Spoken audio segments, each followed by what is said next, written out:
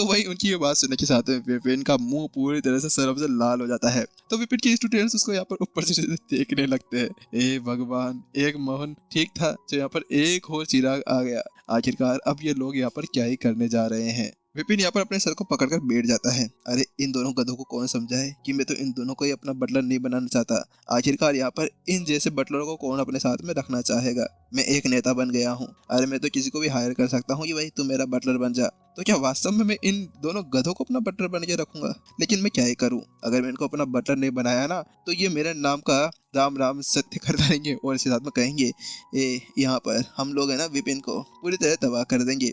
उसी साथ में यहाँ पर वो कहता है, यहाँ पर उसको पता था कि मोहन तो ठहरा एक मोहन बड़ा घमंडी इंसान था। यहाँ पर हर एक जगह जहाँ पर वो जाता उस जगह पर बड़ी मुसीबत कर देता था। उसके पीछे बड़े बड़े कांड करता था और किसी को भी बड़ी अच्छी तरह सुना दिया करता था। क्या पता यहाँ पर वो जाए एल्डर गौतम के पास में और एल्डर गौतम की खाट खड़ी कर दे। तो वहीं दूसरी तरफ रही यहाँ पर चिराग की बात। अरे भाई चिराग का तो क्या कहना है। यहाँ पर अगर मोहन नॉर्मल मोमबत्ती थी ना तो वो तो एक सूतली बम था बम। यहाँ पर उसके तो बस दिमाग में एक ही चीज ठकती, बस ठड़की पंती वो हमेशा करता रहता था। जहाँ देखी छोरी वहां पर उसके पीछे पीछे बोरी भर के यहाँ पर चला जाता था। अरे अगर ऐसे ही बटलर्स को मैं रखने लगा तो उसके बाद में मेरा क्या हो सकता है। तो उसके साथ में विपिन कहता है, बस बहुत हुआ, यहाँ पर तुम दोनों चुप हो जाओ। आखिरकार तुम लोगों ने समझ क्या रखा है मेरे को। ठीक है मोहन, तुम अब से मेरे बटलर हो। यहाँ पर विपिन कहता है। जैसे यहाँ पर विपिन कहता है हाँ हाँ ठीक है मालिक, यहाँ पर मैं तैयार हूँ। उसके साथ में मोहन का तो चेहरा ऐसे लाल हो जाता है। उसके साथ में कहता है ए चिराग अब क्या हुआ, बोला था ना मेरे मालिक मेरे हैं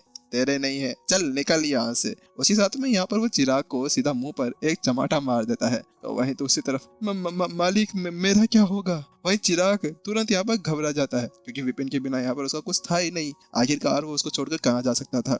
तो विपिन कहता है, अरे रुको तो जरा, तुम्हें यहाँ पर मैं कह रहा हूँ कि तुम ना अब से यहाँ पर जोशुआ और मेरे सारे डाइट स्टूडेंट्स का यहाँ पर ध्यान रखने वाले हो। लेकिन हाँ, तो मैं पहले बता देता हूँ कि अगर मेरे स्टूडेंट्स को यहाँ पर कुछ भी हुआ ना तो मैं तुम्हारी खटिया खड़ी कर दूंगा। याद है ना वो घोड़ा, उसको मैं शायद जानता हूँ, वो यहाँ पर देवेंद्र के दोस्त के पास में ही है, उसको तुम्हारे पास में ले आऊंगा, देख लेना तुम्हारे यहाँ पे क्या करना है। तो उसके साथ में यहाँ पर जो चिराग था वो अपने गोटों को पकड़ लेता है। उसके साथ में कहता है, नहीं मालिक चिंता ना करो, यहाँ पर मैं इन सभी का बहुत अच्छे से ध्यान रख सकता हूँ। ठीक है चलो अच्छी बात है। उसके साथ में विपिन जल्दी से मोहन से कहता है, मोहन इधर आओ। हाँ मालिक कहिए। तो उसके साथ में वो कहता है, देखो बात कुछ ऐसी है कि मुझे सूत्रों से पता चला है कि जो सिमर है ना वह अजूर की तरफ आई है। क्या मिस सिमर यहाँ पर आई हुई है? तो विपिन कहता है, हाँ तुम्हें यहाँ पर उसको ढूंढना है और ये काम मैं तुम्हें इसलिए दे रहा हूँ कि मुझे यहाँ पर पता है कि तुम उसको आराम से ढूंढ सकते हो। विपिन को यहाँ पर है ना मोहन के ऊपर बहुत ज्यादा ही भरोसा था। मोहन हर एक काम को अच्छे से करा करता था और अपने सूत्रों से यहाँ पर हर एक जगह नेटवर्किंग फैलाकर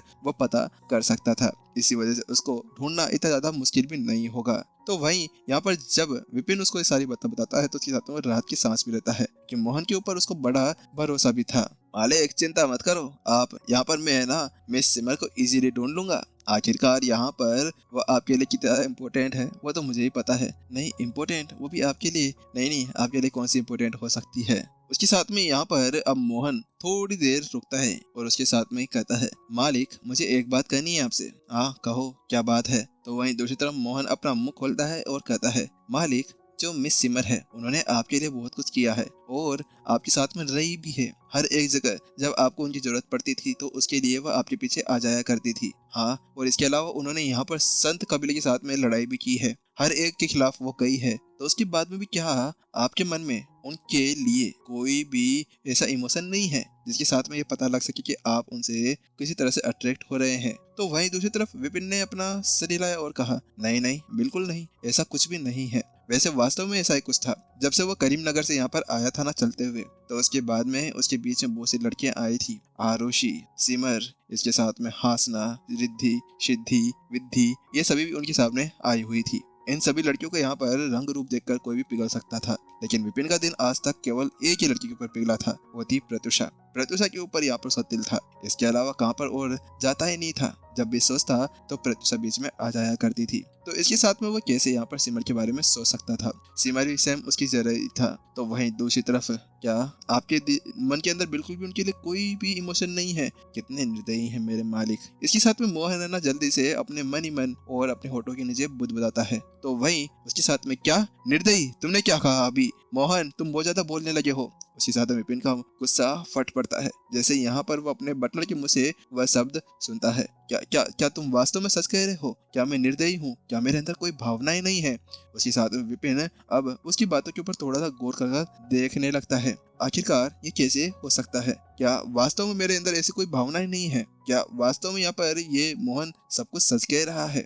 आखिरकार ऐसा कैसे हो सकता है? लेकिन अब विपिन को धीरे धीरे समझ में आता है। वास्तव में अब उसको कुछ ये बातें याद आने लगती है। उस समय यहाँ पर उसके बीच में बहुत सारी खूबसूरत खूबसूरत लड़कियां आई थी। हालांकि उन सभी को देखने के बाद में है ना, उसके दिमाग के अंदर और उसके तन बदन के अंदर कभी भी आग नहीं लगी, ना यहाँ पर रोमांस करने के बारे में उसने कभी सोचा था। आखिरकार वह हर बार बस उनके साथ में नॉर्मली रहा करता था, जब से उसके पास में स्वर्ग की लाइब्रेरी आई थी। आखिरकार पिछले जन्म के अंदर भी वह एक सिंगल लौंडा था, और सख्त नहीं था लेकिन सिंगल ही था, क्योंकि उस वक्त की उसकी बनी ही नहीं थी, बस वो लाइब्रेरी को संभालता रहता था। लेकिन जब वो यहाँ पर आया तो उसके पास एक अच्छा मौका था, उसके पास एक इतना अच्छा मौका था कि यहाँ पर वो बहुत सारी लड़कियों के साथ रंगरालियां मनाया कर सकता था। लेकिन वास्तव में स्वर्ग की लाइब्रेरी जब से उसके पास में आई है, वह इन सभी इमोशंस को भूल चुका है। क्या वास्तव में यहाँ पर स्वर्ग यहाँ पर मेरे को उन सभी भावनाओं को छीन रहा है? क्या वास्तव में ऐसा हो सकता है कि मेरे इमोशंस को वहां से छीना जा रहा है? लेकिन ऐसा कैसे? यहाँ पर मेरे इमोशंस अपने स्टूडेंट्स के लिए तो बहुत ज्यादा अच्छे हैं, और यहाँ पर लड़कियों के लिए नहीं है, तो मैं क्या ही कर सकता हूँ। मेरे पेरेंट्स के लिए भी यहाँ पर थोड़े बहुत ठीक थे, लेकिन मेरे स्टूडेंट्स के लिए, जो मेरे करीबी होते थे, उनके लिए मेरे इमोशंस बहुत ज्यादा अच्छे थे। आखिरकार यहाँ पर मेरे अंदर इमोशन लेस तो मैं हो नहीं सकता हूँ, मेरी भावनाएं भी हैं, लेकिन इन सभी भावनाओं से अलग यहाँ पर एक और प्रेम की भावना भी होती है। क्या वास्तव में वो सारी भावनाएं मेरे अंदर से खत्म होती जा रही है?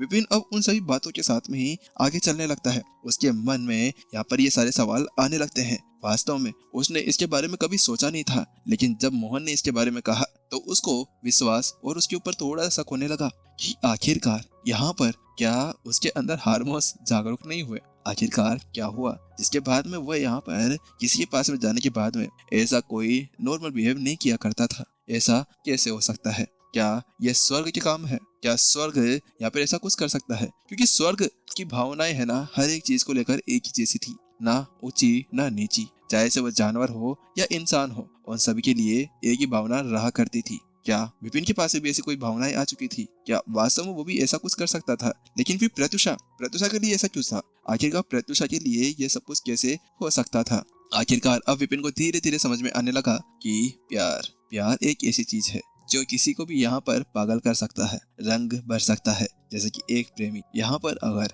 इस तरह से प्रेम के अंदर पड़ता है तो उसके बाद में वो उसके लिए कुछ भी कर देता है, चाहे से उसको पागल ही क्यों ना होना पड़े। हाँ, ये प्यार ही है, ये प्यार ही है, ये वास्तव में ये वही है जिसकी मेरे को जरूरत है।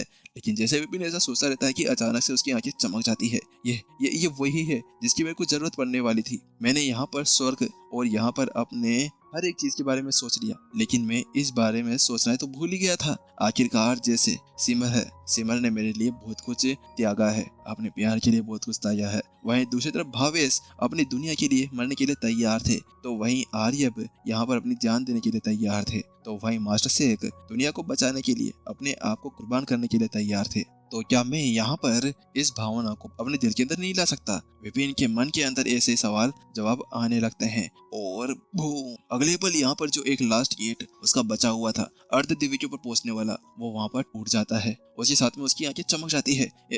अर्ध दिव्य की बातें यहाँ पर तेजी से सुलझ रही है। मोहन, तुम्हारा धन्यवाद। इतना कहने के साथ में विपिन वहाँ से हंसता है और वहाँ से चला जाता है। वहीं दूसरी तरफ, है धन्यवाद, मुझे धन्यवाद, ये क्या हो गया? मालिक यहाँ पर ये क्या कहेगा मेरे को? अरे भाई, मेरे को धन्यवाद आज तक मेरे को किसी ने कहा ही नहीं, और मेरे मालिक ने तो कतई ही नहीं। तो आज ये छोटी सी बात कहने के बाद में ये कैसे हो सकता है? मुझे तो लगा था कि आज मेरा मालिक मेरे को अच्छी तरह से धोएगा, लेकिन वहीं दूसरी तरफ मेरे मालिक पागल हो गए हैं क्या? क्या उनका मोहन उनके पास में आ गया इसलिए पागल हो गए? तो वहीं उसी समय यहाँ पर जो बेचारा चिराग था, वो बड़े नाराजगी के साथ में उसको देख रहा था। ये मोहटा, आखिरकार इसकी हिम्मत कैसे हो गई मालिक के पास में आते ही ऐसी हरकतें करने की? और ये मालिक को मैं यहाँ पर पहले भी कहा करता था कि मालिक आप मेरे को कहिए, अरे मेरे पास में लड़कियों की लाइन लगी हुई है, आप कहो मैं यहाँ पर आपके लिए ला सकता हूँ। लेकिन उस जगह वहाँ पर उसके चेहरे के ऊपर जोरदार तमाचा आता था, और कभी उसका पाँव टूट जाया करता था, तो कभी वो लंगड़ी टांग खेलते हुए इधर उधर आ जाया करता था। बेचारा उस जगह पर तो यहाँ पर वो बड़ी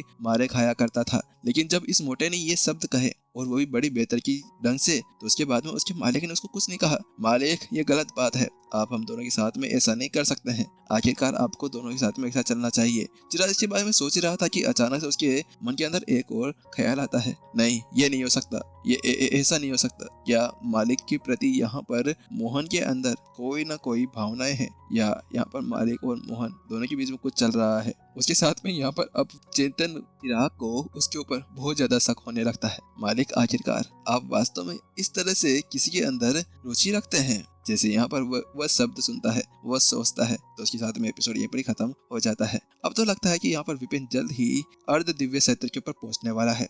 और क्या आगे आने वाले समय के अंदर विपिन और सिमर फिर से मिल पाएंगे? क्या विपिन यहाँ पर सिमर को प्रपोज कर पाएगा? देखते हैं कि आखिरकार अब विपिन सिमर के बारे में कौन से ख्याल लेकर आता है मन में।